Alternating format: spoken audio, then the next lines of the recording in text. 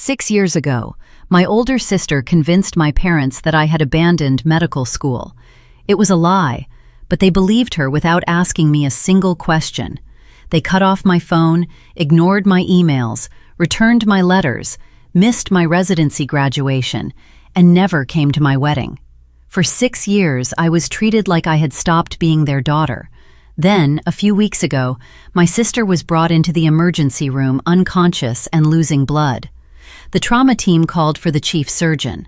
When the doors opened and my mother saw my name on the white coat approaching her daughter's stretcher, she grabbed my father so tightly that her fingers left bruises on his arm.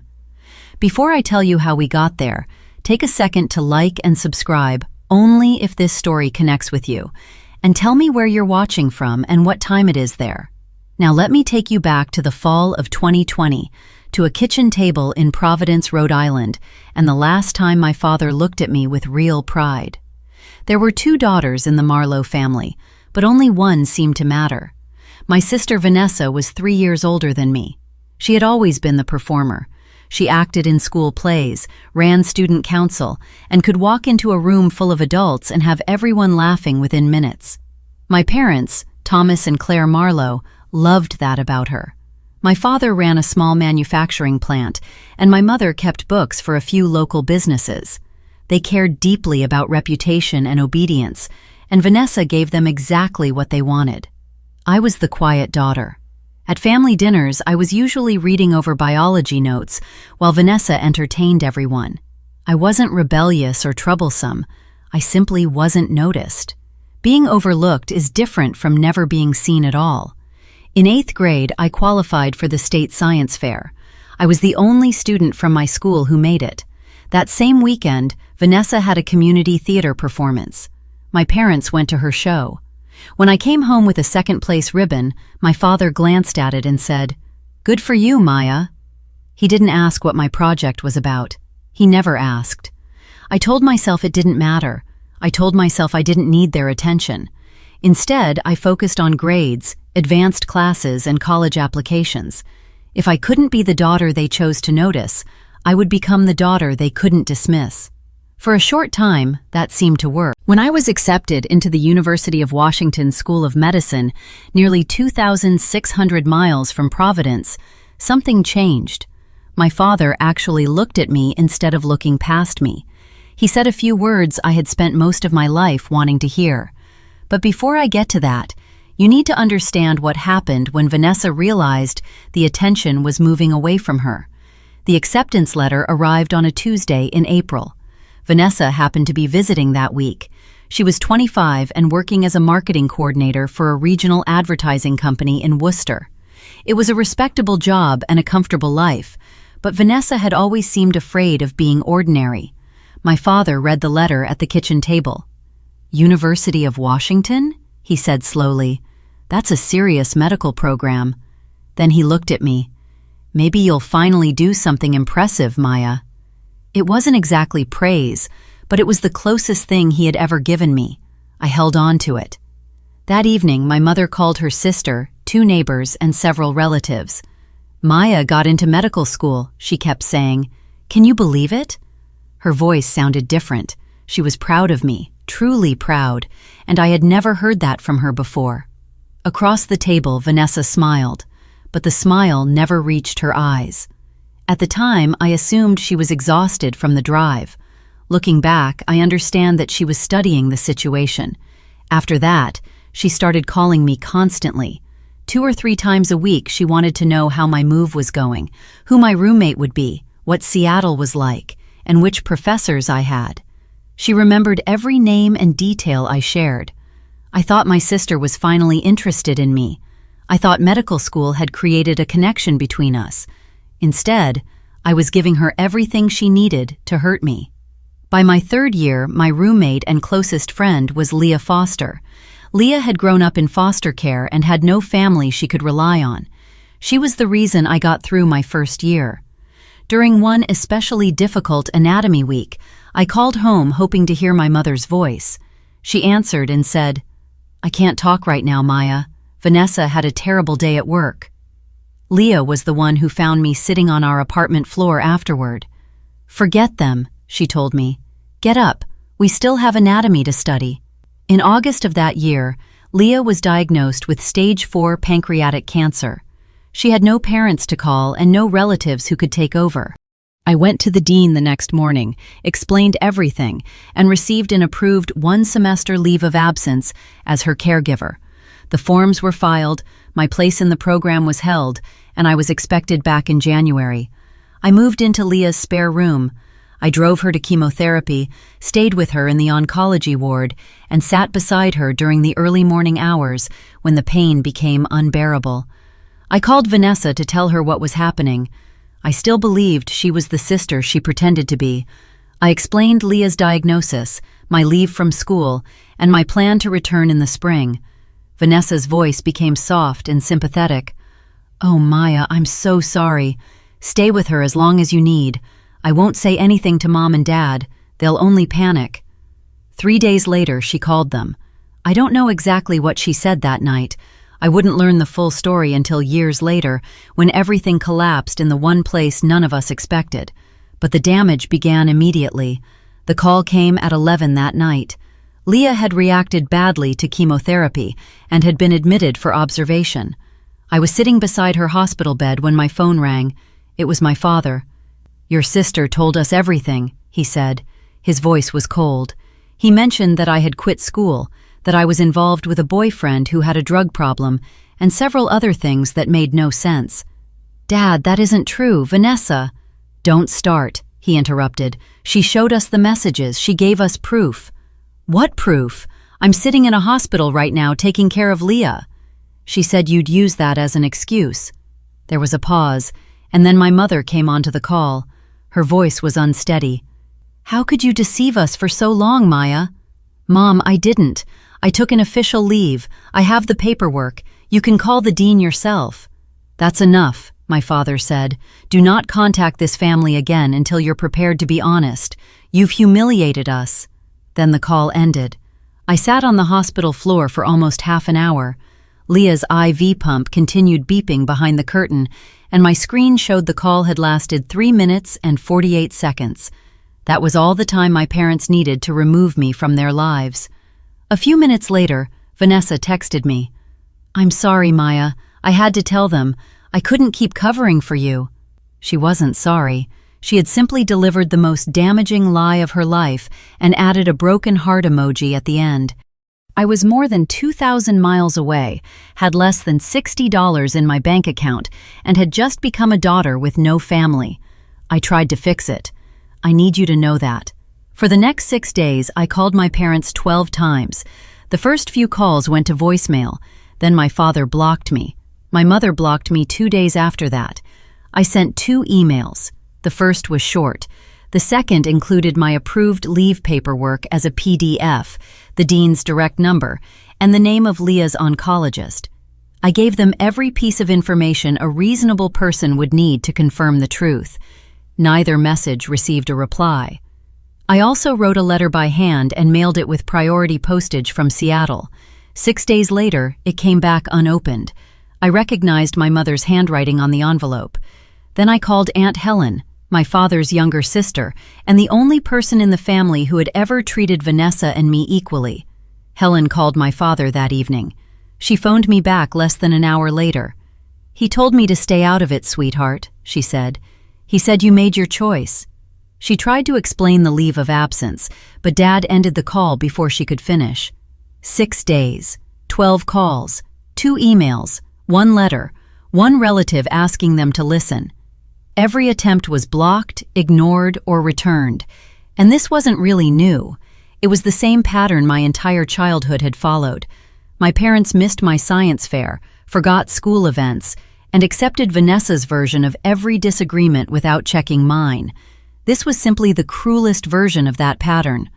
On the 7th day, I stopped calling, not because I had run out of love, but because I finally understood that my parents had made their decision long before Vanessa gave them the excuse to act on it. Leah died on a Sunday morning in December. The monitor went flat. Winter light came through the hospice blinds, and I was the only person beside her. No one from my family called. No one even knew she was gone. The one person I had trusted with the truth was too busy protecting the lie she had created. I arranged a small funeral. 5 people came. Leah's former foster sister drove in from Salem, 2 classmates attended, and 1 oncology nurse who had grown close to Leah stood with us. The chapel could hold 50 people. I read the eulogy in front of rows of empty seats. I didn't cry. I had already been crying for nearly 3 months, and there was nothing left. That night, I sat alone in the apartment Leah and I had shared. Her mug was still on the counter, and her jacket remained by the door. I opened my laptop and looked at the application to return to school. Then I remembered something tucked inside our anatomy atlas, the book we had joked about during our first year.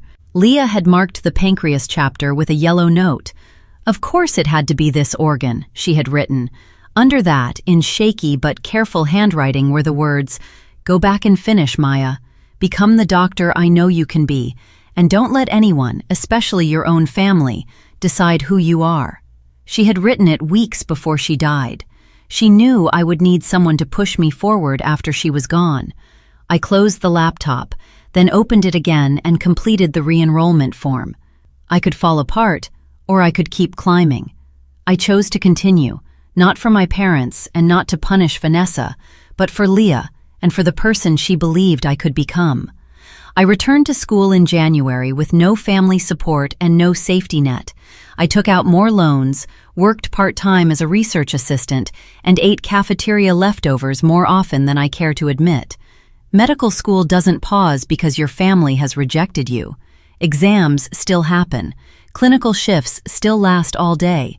You still have to show up even if you spent the previous night crying in a supply closet. So I stopped waiting for anyone to rescue me and went back to work. I graduated on schedule. No one from Providence attended. I matched into a surgical residency at St. Briar Medical Center in New Haven, one of the busiest trauma hospitals in the region. That was where I met Dr. Celeste Arden, a 61-year-old chief surgeon emerita who was tough, direct, and impossible to intimidate. She became the mentor I needed and, in many ways, the mother figure I had lost. During my 3rd year of residency, I met Eli Mercer. He was a public interest attorney doing free legal work at a community clinic near the hospital. He had a dry sense of humor and a calm way of listening. He was the first person I told everything to who didn't stare at me with pity or try to solve my life. He simply heard me out. Then he said, "You should have been treated better than that." That was enough for me. We married on a Saturday afternoon in Celeste's backyard. There were 24 guests. Eli's father walked me down the aisle. I mailed an invitation to my parents. It came back unopened, just like my letter.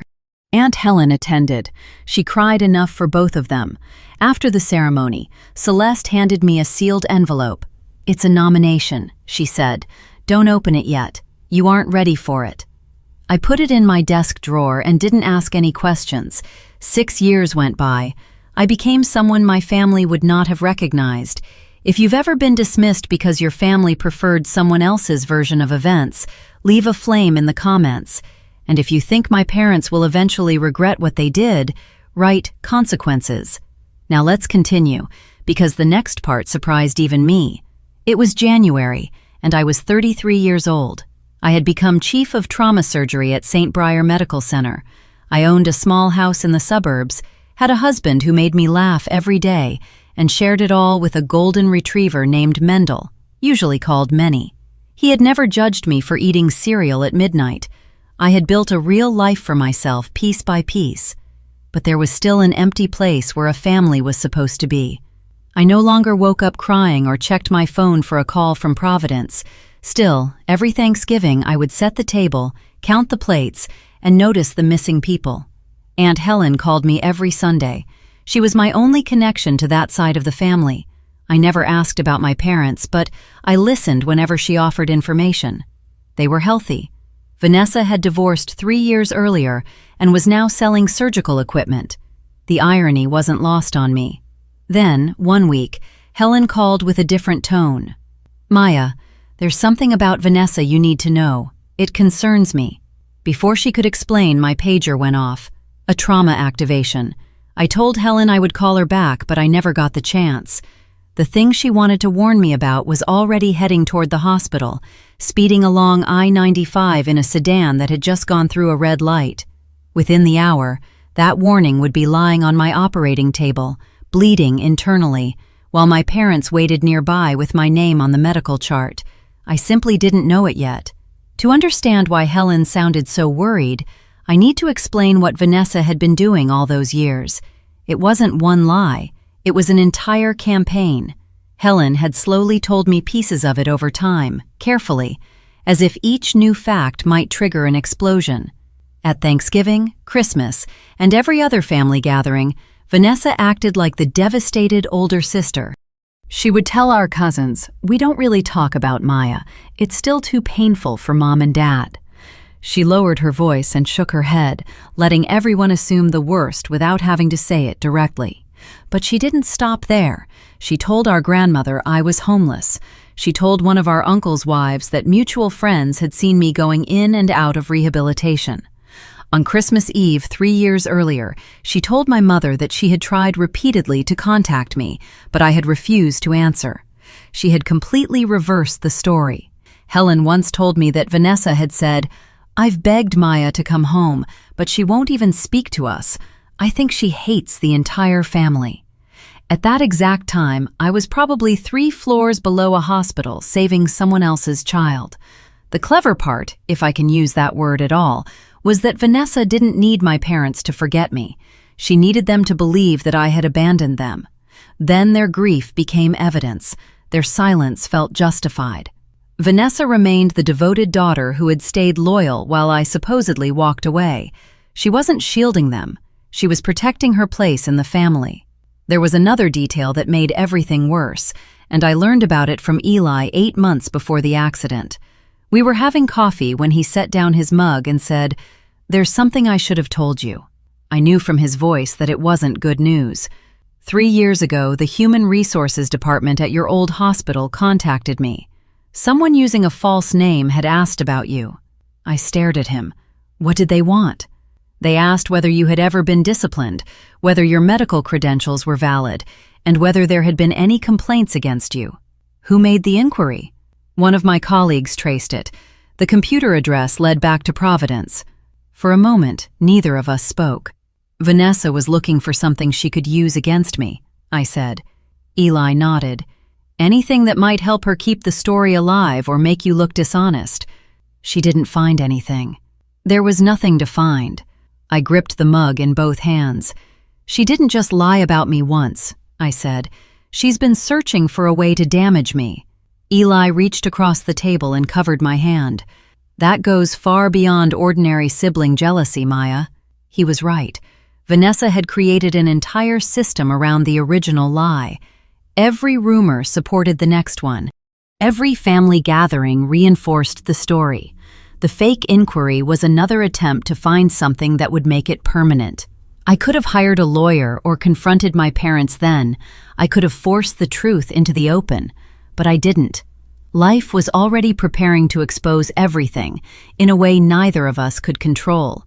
It began with my pager at 2:41 on a Thursday morning. I woke immediately. Eli shifted beside me, and Manny raised his head from the foot of the bed. The pager showed Level 1 trauma, motor vehicle collision, female, 36, blunt abdominal injury, unstable, arrival in 7 minutes. I was dressed within 5 minutes and driving 2 minutes later. The roads were wet and empty. I ran through the likely injuries in my head, possible splenic rupture, liver damage, and internal bleeding that would require immediate surgery. I had performed that operation many times. I entered through the ambulance bay and headed for the trauma room. 2 residents, a trauma nurse, and anesthesia were already preparing.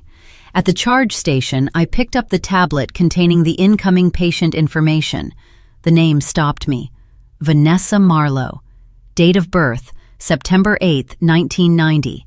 Emergency contact, Thomas Marlowe, father. The hallway seemed to recede for a few seconds. I wasn't the chief surgeon anymore.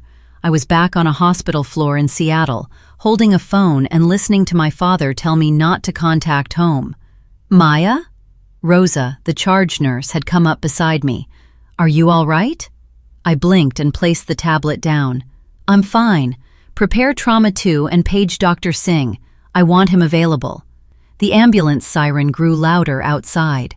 Behind those doors were two people I hadn't seen in 6 years. The stretcher came in fast. Vanessa was strapped down, unconscious, and wearing an oxygen mask that clouded with each shallow breath.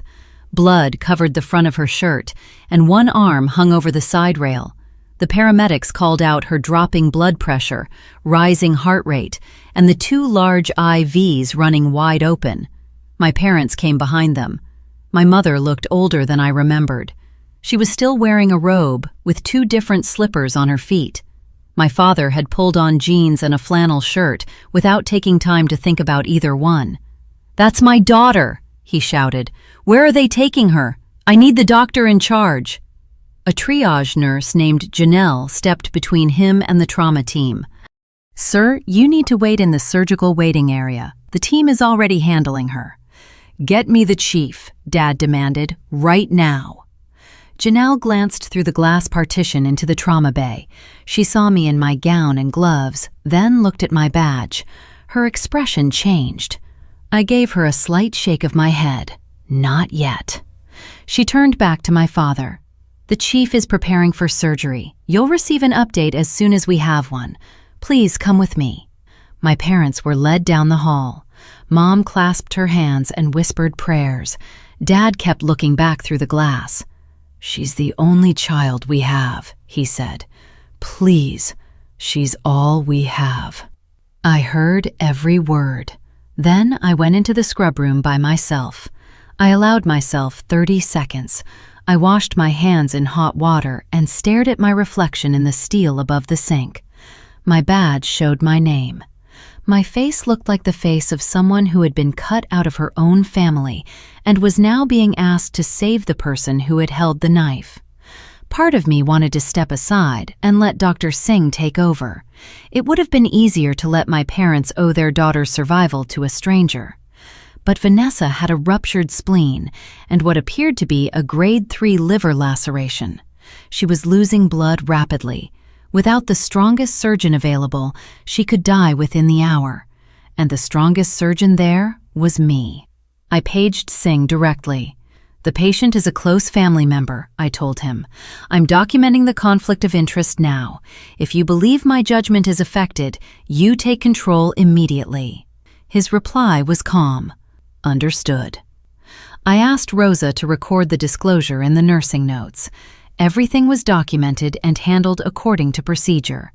Then I put on a new pair of gloves, entered the operating room, and looked down at my sister.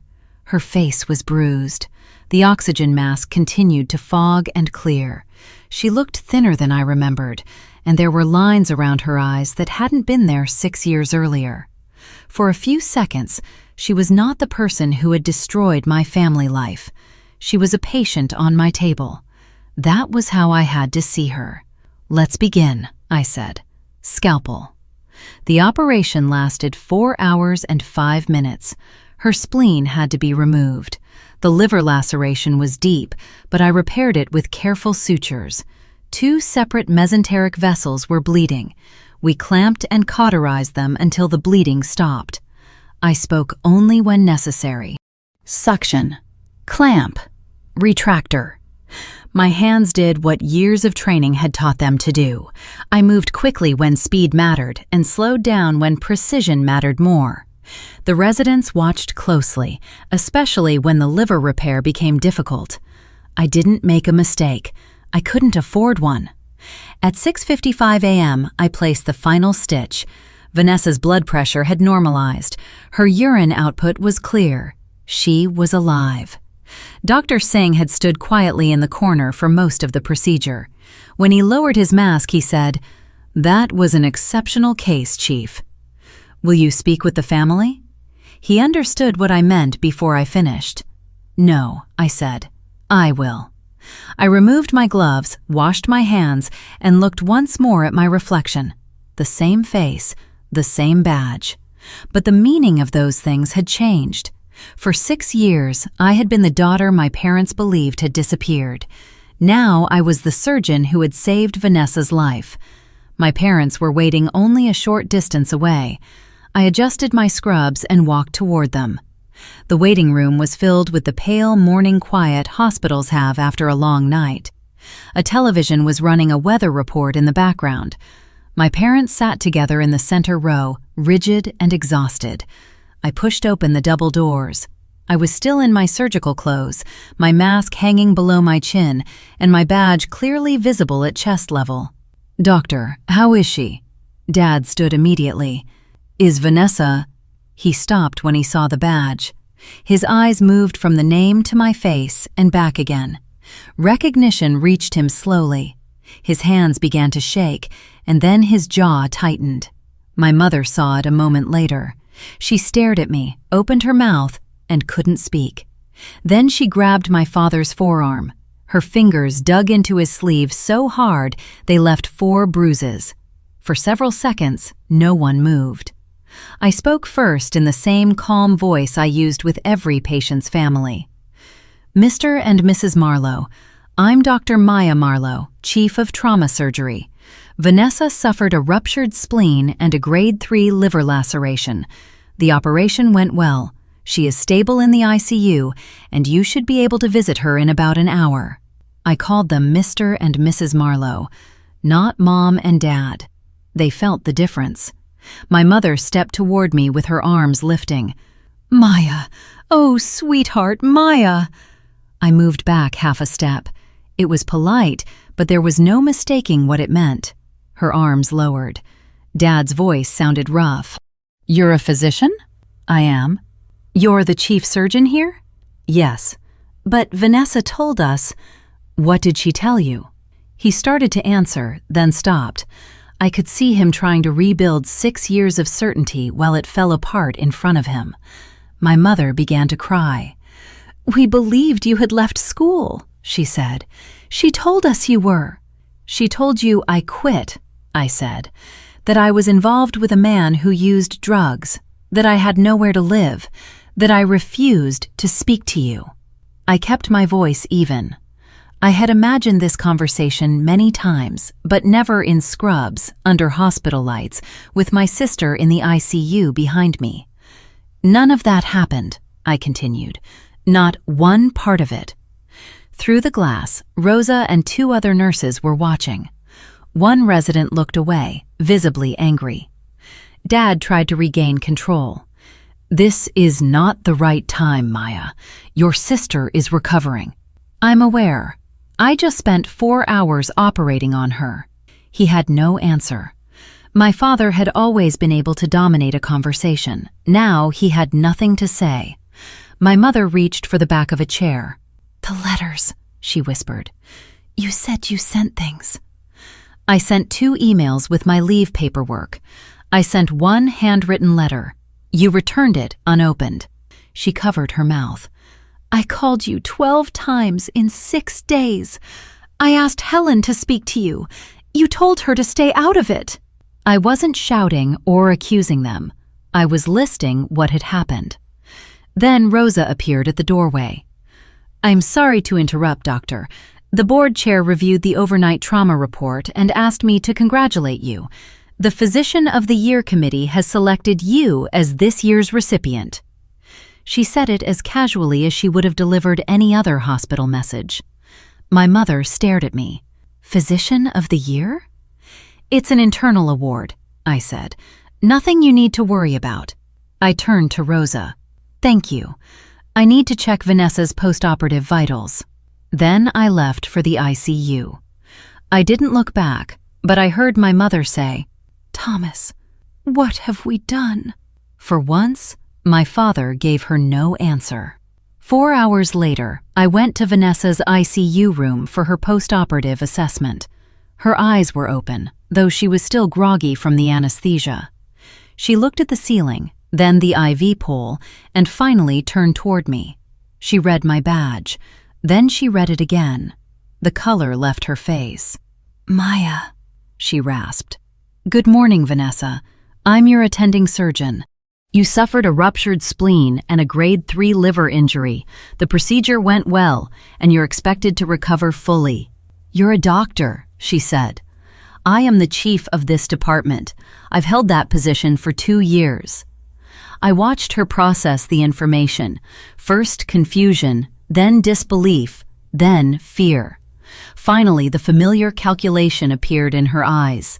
Even with stitches holding her abdomen together, she was trying to figure out how to control the story. Maya, please, I can explain. You don't have to explain it to me. I nodded toward the glass door. My parents were standing in the hallway, both of them red-eyed and devastated. You need to explain it to them. I checked her drain, updated the chart, and left the room. I didn't stay to hear the conversation. I didn't have to.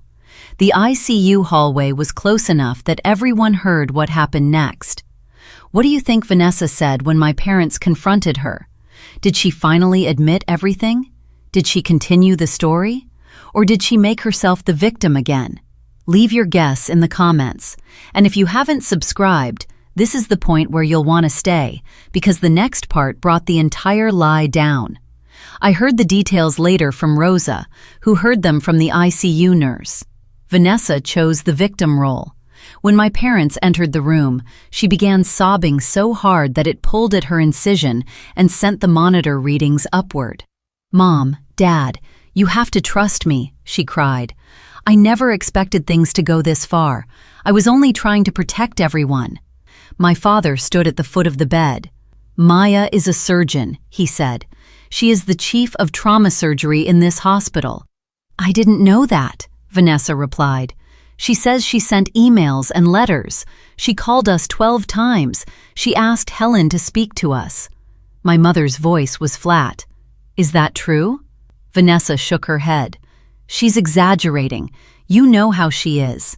Helen tried to tell us, Dad said. His voice cracked, not from grief, but from the collapse of everything he had believed. 4 years ago, Helen told us Maya was in residency and becoming a surgeon. You said Helen was making it up to create trouble. Helen doesn't know the whole story, Vanessa said. Then tell us the whole story, my mother demanded. Vanessa was surrounded by IV lines, with my sutures closing the wounds in her abdomen. With nowhere left to hide, she changed tactics. Fine, she said. She's a doctor. Good for her. But she abandoned this family. You told us to block her, my father replied. His hand gripped the bed rail. You were the one who said she should never call again. The monitor continued beeping. The IV continued dripping. For perhaps the first time in her adult life, Vanessa had no prepared answer. Aunt Helen arrived at the ICU around 8:30 that morning.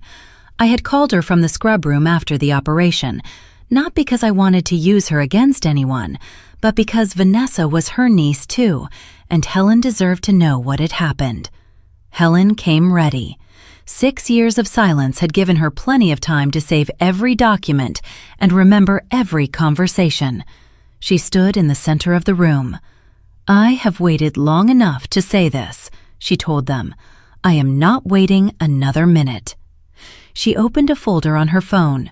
Later, I learned she had labeled it Maya, Proof. Inside were screenshots of the emails I had sent my parents during those first desperate days. There was the official leave of absence document from the University of Washington, signed by the dean and stamped by the registrar. There was my re-enrollment confirmation. There was a photograph from my residency graduation, showing me in my cap and gown.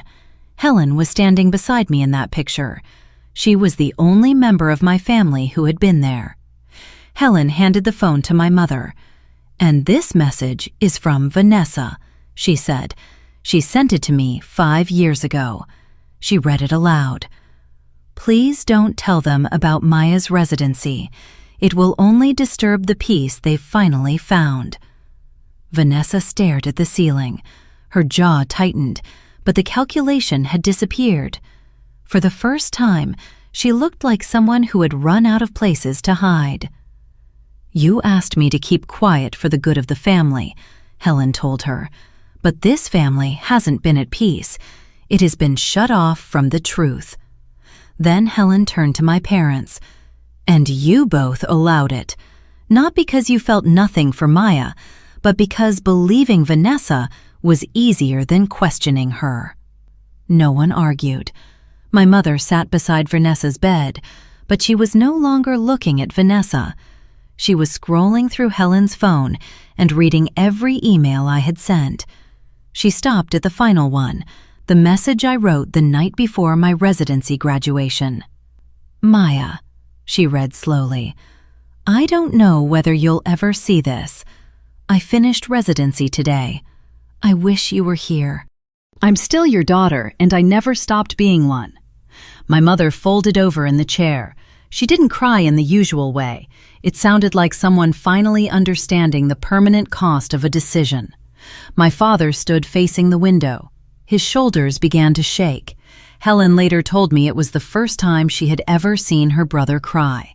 Not at their mother's funeral, not during the years when his business nearly failed, not once in all the decades she had known him.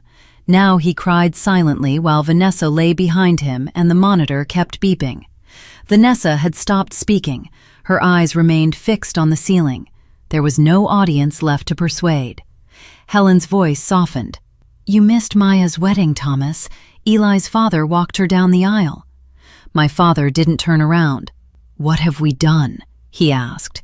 It wasn't really a question. It sounded more like a verdict. Knowing the truth and knowing how to repair the damage were not the same thing. I returned at the end of my shift, almost 21 hours after the pager had woken me. My parents were still in the ICU. My mother stood as soon as I entered. Her face was swollen, and her eyes were nearly closed from crying. "Maya, I'm sorry," she said. "I'm so sorry." I raised one hand, gently but firmly. "I know you regret it. I believe that. But an apology is only the beginning. I need time." My father turned from the window. He looked as though the past 6 years had caught up with him in a single day.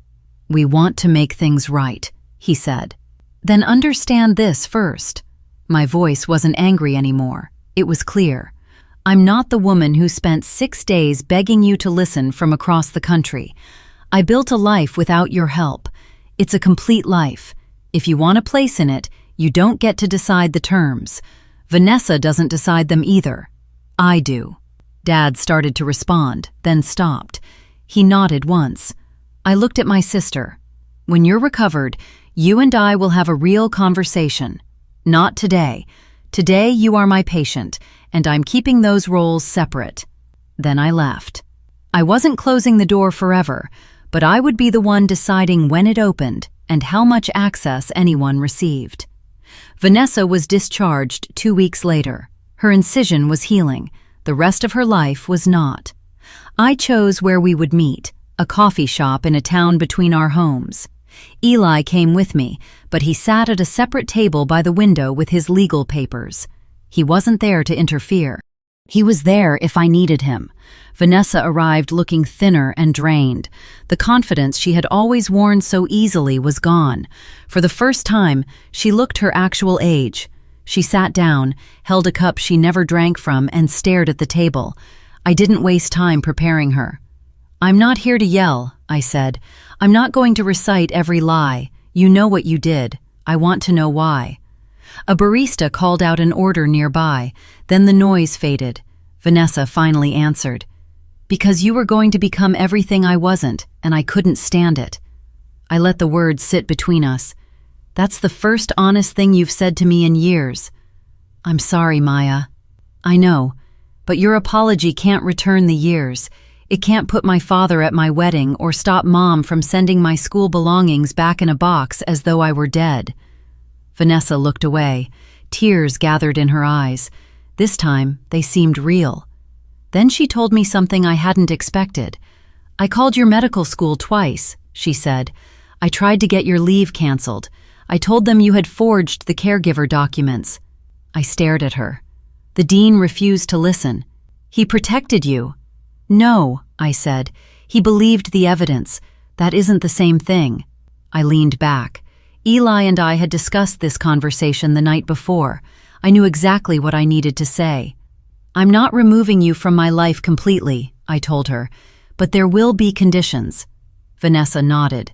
"First, you will tell the truth to every relative you misled, every aunt, uncle, cousin, and grandparent who spent years believing I was homeless or in rehab."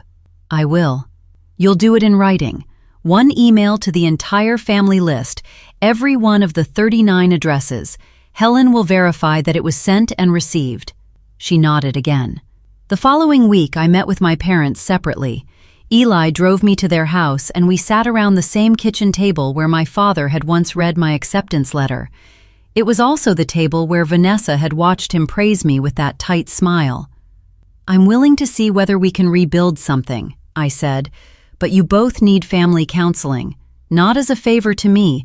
You need to understand why you accepted a story about your own daughter without making one phone call to check it." Dad's jaw tightened. "We don't do counseling."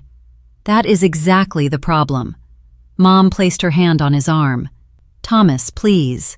He looked at her, then at me. Something in his expression shifted. It wasn't a complete change, but it was the first crack in his resistance. "All right," he said. I stood, then turned back. "One more thing. Eli's father walked me down the aisle. That cannot be undone.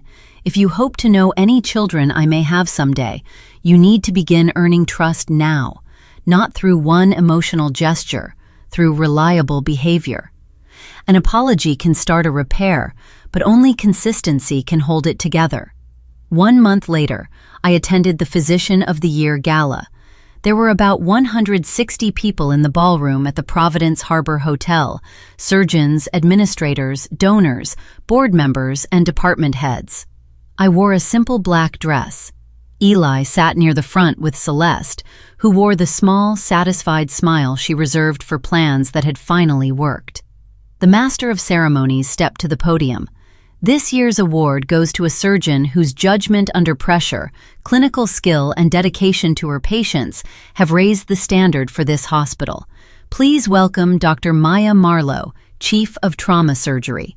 The surgical staff stood and applauded. I walked to the stage and kept my remarks brief. "6 years ago, I almost stopped," I said, "not because I couldn't do the work, but because I lost the people I believed I needed in order to continue. What I learned is that support doesn't always come from the people who share your blood. Sometimes it comes from the people who choose to stand beside you." I looked at Celeste, Eli, and my team. Then I looked toward the back of the ballroom. Helen had quietly arranged 2 seats there. My parents sat in them. My mother wore a navy dress. My father wore a tie he clearly disliked. They kept their hands folded in their laps and looked up at me with grief and pride fighting for space on the same faces. "Sometimes the people who were supposed to be there arrive late," I continued. "That doesn't erase the years they missed, but they are here now." My mother covered her mouth. My father stood with the rest of the room. The applause continued. After the gala, Dad found Eli near the coat check. He stood there for a moment before speaking. "I owe you an apology," he said. "I should have been the one walking her." Eli held out his hand. "You should have been there for many things," he replied, "but you're here now." They shook hands. Dad's eyes were red, and he held on longer than necessary. Vanessa sent the family email on a Wednesday evening. Helen confirmed that all 39 recipients had received it. I didn't read it until the next morning. Eli set my coffee beside me and placed the laptop on the kitchen table. The message was only 3 paragraphs. There were no excuses and no attempt to make herself sound noble. Vanessa admitted that she had lied about me leaving medical school, created false evidence, maintained the story for 6 years, and deliberately kept my parents from learning what had really happened. She ended with, "Maya did not abandon this family. I made them believe she had. That responsibility belongs to me." The responses arrived over the next several days. My uncle's wife called Helen crying because she had repeated the rehab story at a book club. A cousin in Maine sent Vanessa one sentence, "I don't recognize the person you became." Our grandmother, Nana May, was 91. Vanessa had told her that asking about me was too painful, so she had stopped mentioning me at family dinners. Nana called me directly. "I've lived 91 years," she said, her voice thin but angry, "and I have never been deceived so completely by my own family." Then she apologized for not seeing what was happening.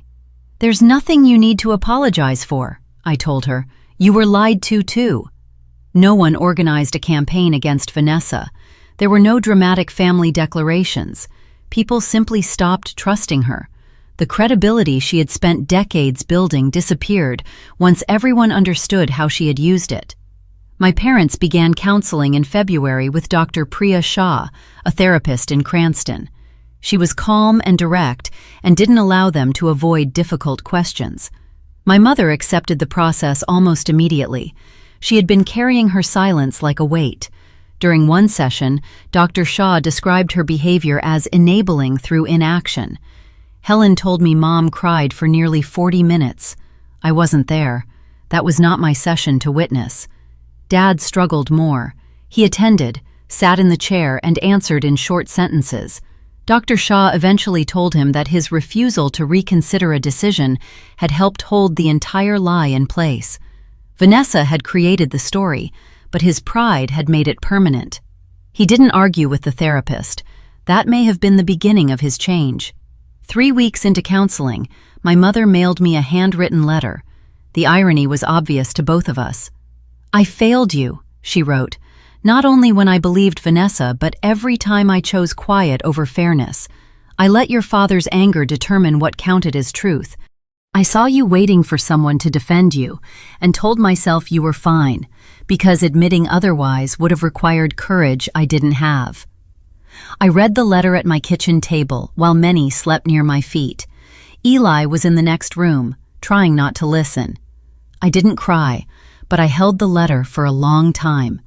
Then I opened the drawer where I kept the things that mattered: Leah's note, my returned letters, and the wedding invitation that came back unopened. I placed my mother's letter inside. Same drawer, different meaning. Progress isn't always dramatic. Sometimes it is simply deciding what you will carry forward. Vanessa began individual therapy as well. I knew because Helen told me, and because Vanessa mentioned it awkwardly during our second coffee meeting. We have met 3 times now. Each meeting has been short and uncomfortable, but each one has been more honest than the last. At the first, Vanessa barely said anything useful. At the second, she told me she had started therapy. During the third, she said something that stayed with me. "I don't expect forgiveness," she said. "I'm not even sure I've earned the right to ask for it. But I want you to know I'm trying to stop being that person." I took a sip of coffee. "Then prove it," I said. "Words have never meant much in this family. Let time show me." She nodded. She didn't argue or perform. That was new. Do I fully believe her? Honestly, I don't know. I have spent most of my life watching Vanessa perform, and I still can't always tell where the performance ends and the real person begins. Maybe she can't tell either. For now, I believe change is possible. That is all I can offer. Vanessa carries a 6-inch scar across her upper left abdomen. Over time, it will fade from red to white. Whenever she changes clothes or sees herself in a mirror, she will see the mark left by the sister she tried to erase, the sister who chose to save her when anger would have been easier. I carry what she did in my memory. 6 years of silence still occupy a place inside me. In the strangest way, we both carry evidence of what happened. Maybe, with enough honest and ordinary time, we can reach something that isn't a return to the past, but a relationship built from scratch. I'm sitting in my office at St. Briar now. It's late, and the hallway outside is quiet between shifts. My name is printed on the door. My diplomas are on the wall, mostly for the residents who come through here. On my desk is a framed wedding photograph.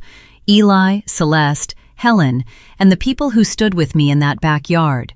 There are no parents in that picture, but beside it is a newer photograph from a few weeks ago.